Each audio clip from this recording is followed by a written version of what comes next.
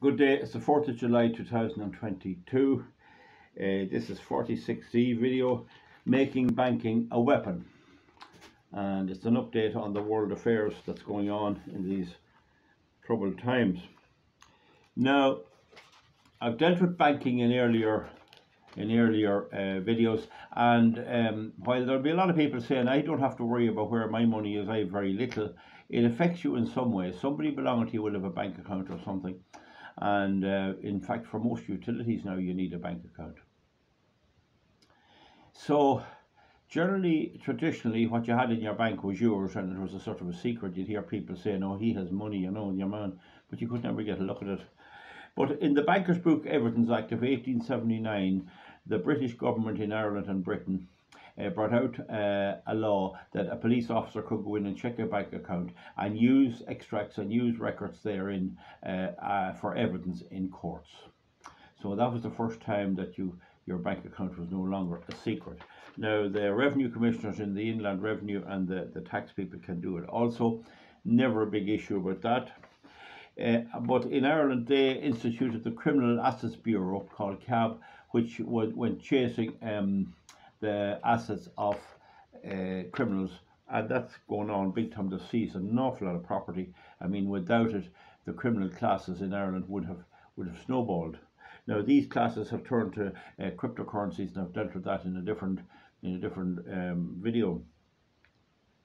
Now the EU, imagine the EU about 10 years ago banned menthol cigarettes. I mean, what business of theirs is it?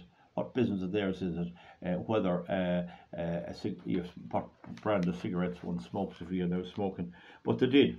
And in the Canadian truckers, the money collected to help the Canadian truckers object to the lockdowns for the COVID was blocked by the Canadian government for a while. Now they had to go to court to win an order to get it back. And I mentioned the menthol cigarettes because what the woke cultural Marxist West has in mind is a situation where they'll use your bank account to make you comply with what they want. So for example, I get certain farm subsidies here for the farm, but I have to spend money and comply with certain requirements that are demanded by the Department of Agriculture and Environment. But if I give up taking the subsidies and decided I didn't need them anymore, they'll try and find a way to force me to do it by seizing my bank account. And the same with the menthol cigarettes. If you start doing something that breaks that, they'll hit your bank account. So they're going to use the bank account as a weapon. That's the main thing. That is obviously a big change. That wasn't the case before this. Now, as you know, Russian assets and Russian money in Western banks is all frozen, and so is the system that allows them to transfer money. And I've dealt with that too in other videos. There is Gazprom Bank, which is allowing European countries to pay for Russian fuel through Russian rubles, but it's restricted down to that a lot. Now, what the woke West wanted was no oil and oil. They wanted oil, but they wanted no oil. They wanted two things, right? And of course, Greta Thunberg, the 16-year-old school dropout, was running the show. She was running the show. I don't hear much of her now. And so this is the ridiculous stuff that Russia and China was faced with.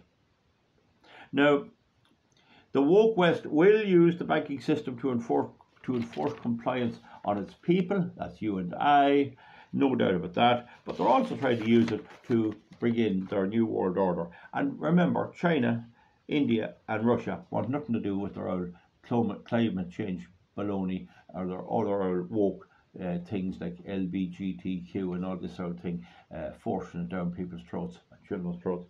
They don't want that, and they're not going to have it. And so the West, woke West, is objecting. Now Saudi Arabia is now planning to accept the Chinese yuan, Y-U-A-N, yuan, is it? Yeah, for their fuel. That means the petrodollar is dying. Saudi Arabia is one of the biggest oil producers in the world and is now planning, it's there in the news, to take the Chinese yuan. The other thing is Joe Biden went over to Saudi and asked them to give them more fuel to get them over the present impasse, with high fuel prices, and they're losing votes, and they refused. They have their contract with America. You get what you contracted for, and that's that. And there's a video on Newsmax TV where President Macron of France is advising Biden that he's not getting any more oil from Saudi, and Biden doesn't appear to be able to understand that that's what is actually happening. That's the kind of client you have as president. So we see now the weakening. Now, America provides security for Saudi Arabia, but that's self-interest. They don't want the oil to get into the wrong hands. But the Saudis maybe are only prepared to go so far in repayment for that. Now, there's a company called the Chinese Offshore Oil Exploration Corporation. There's Chinese exploration companies that explore for oil, and they have announced they're divesting, they're getting out of Canada, United States, and Australia exploration, where they have already invested a lot. Now, what the woke West wanted was they wanted China to extract the fuel, and then they could control it with carbon taxes, with all kinds of conditions. And so this CNOOC, Chinese National Oil Exploration Corporation, is called Chinook for short. And it and the Chinese government are actually bullying the likes of BP and Shell out of areas of the China Sea and the ocean around Asia, which are owned by Vietnam, and they have already driven some of them out. So the Chinese are no angels either. And that's the reality of life. I mean, if you have an asset that's valuable, you're going to get people trying to get it off you. That's what the mass migration in America. People see the wealth in America and they want in there. They want in there, and they're coming in there by the millions, and they're dying by the dozens to get in there. And that's the same in Europe. They all want to come where there's some bit of normality and some bit of prospects. And the Western governments invite them in, and I'm against that. I think that's wrong.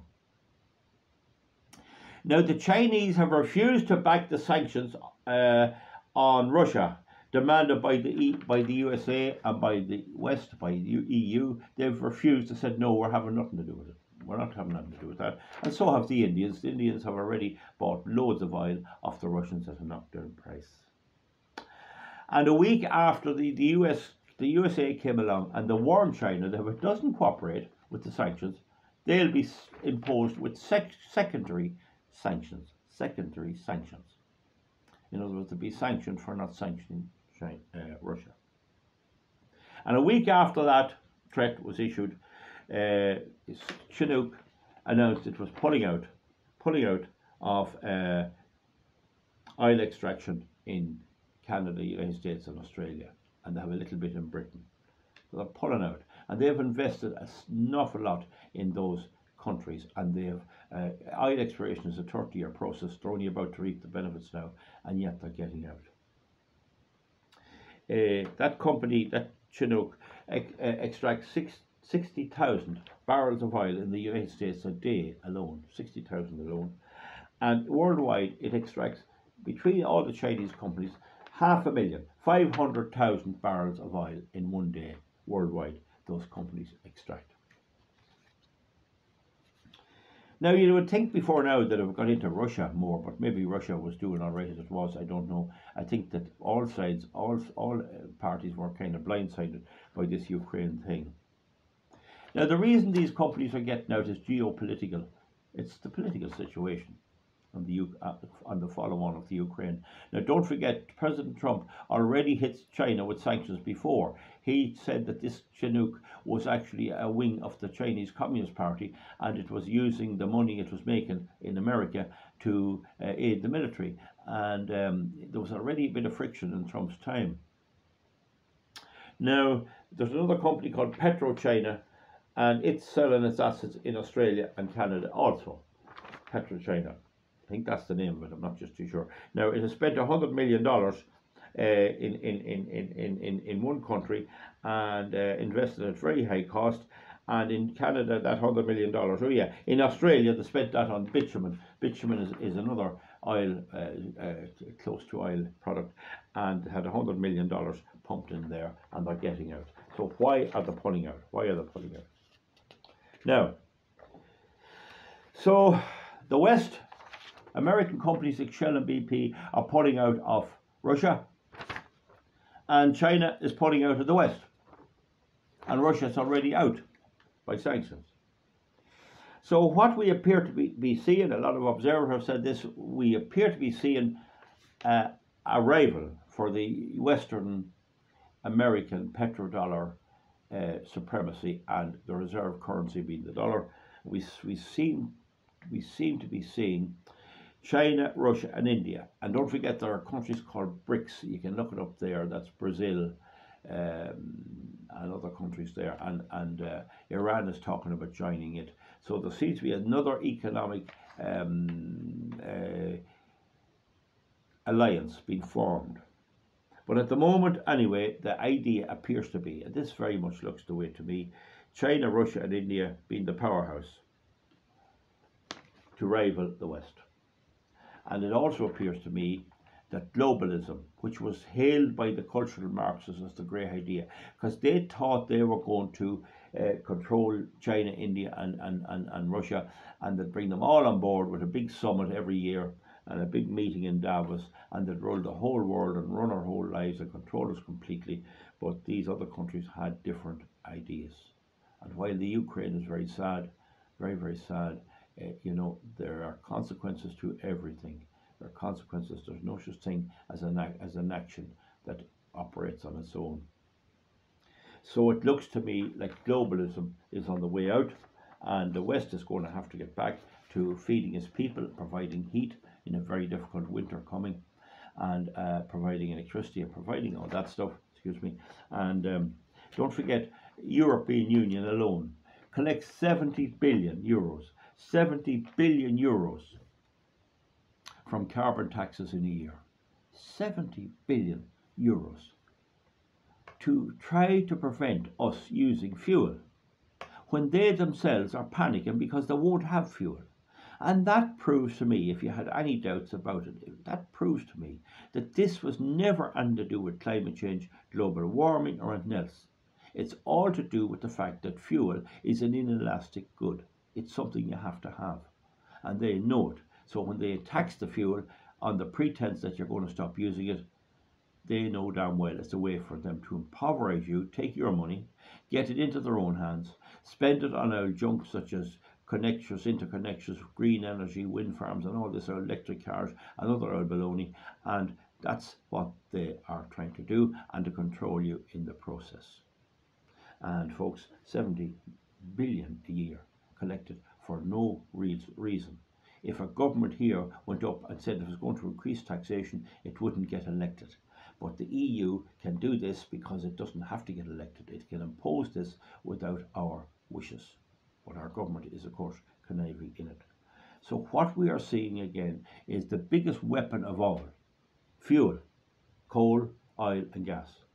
I understand from talking to an engineer today that during the war, the Germans had a way to extract fuel from coal. They had a way of doing it. I'm not too sure how the Germans managed, or were the sanctions during the war on their energy. Somebody might comment on that. But folks, we now are on 13:45 minutes. What you're seeing kind of is across, you're seeing the Chinese selling out their assets and their oil exploration abroad in the West cheap. You're seeing the BP and the Shells and all those selling out in Russia cheap. And it looks to me like the idea is just to swap over and buy in and exchange Russian, European and American control in Russia for Chinese, Indian and Russian combined, and the same in the West, in America, have Western companies running the show in the West. And that makes a lot of sense. What they're doing is not making sense. What the West is doing does not make sense. Why would anyone invest where the policy of the government is to end the product you want? This ignorance and cheating and lies is something no business wants. You don't want to invest in something where the government can actually take all of you because of the weather in 100 years' time.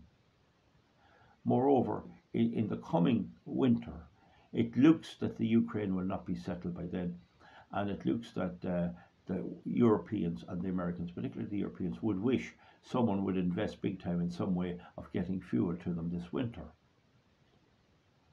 But if you do invest, if you do put in infrastructure or liquid gas ports and harbours and all that, they could go back to a friendly relation with Russia in a year's time and leave you stranded. So you can see that it's a difficult one. But I think myself that you had a crash in 2008, and it was difficult, but it didn't kill people as such. We seem to have kind of got over it. Right, the subprime mortgage, they didn't print money, which I think would have averted maybe the crash for a while in 2009. They went back to business as usual.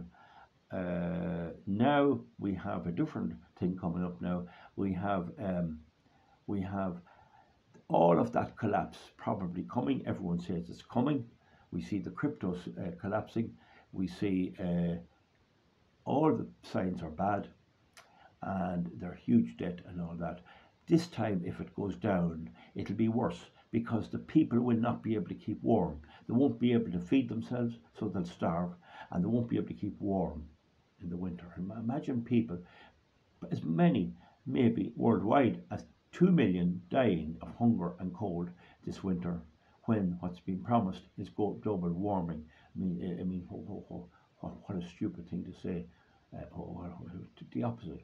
And even in Europe and even in Germany, there's a possibility that maybe tens or 100,000, and as much as 500,000 in Europe generally, could die from food and possibly cold if the electricity goes off, and it probably will.